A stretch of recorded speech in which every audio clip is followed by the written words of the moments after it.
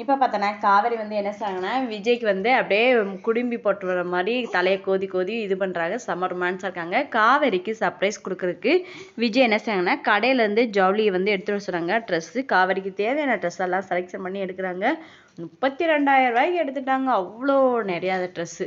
அதுக்கடுத்து இங்கே அஜய் அப்பாட்ட போய் அஜய் சொல்கிறாங்க, அப்பா எனக்காக ஒரு உதவி பண்ணுங்கப்பா, இந்த மாதிரி வெண்ணிலாவுடைய பேரண்ட்ஸ் ஆக்சிடென்ட் ஆனதுக்கு எல்லாத்துக்கும் காரணம் விஜய் தான், விஜய் சொல்லி தான் நான் தான் அந்த ஏற்பாடு பண்ணேன்னு சொல்கிறாங்க. உடனே அஜயோட அப்பா சொல்கிறாங்க, என்னடா ஜெயிலுக்கு போகணும் என்னைய பிளான் பண்ணுறியா அப்படின்னு.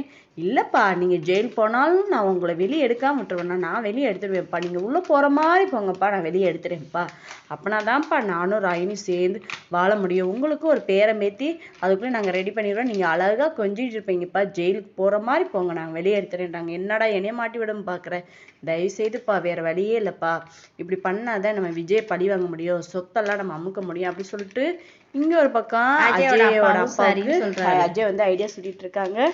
அதுக்கடுத்து இங்கே காவேரியை பயங்கரமாக கவனிச்சுக்கிறாங்க. காவேரியை வந்து வீட்டுக்கு சீக்கிரத்தை கூட்டு போகிறேன் அப்படின்னு சொல்கிறாரு நம்ம விஜய்.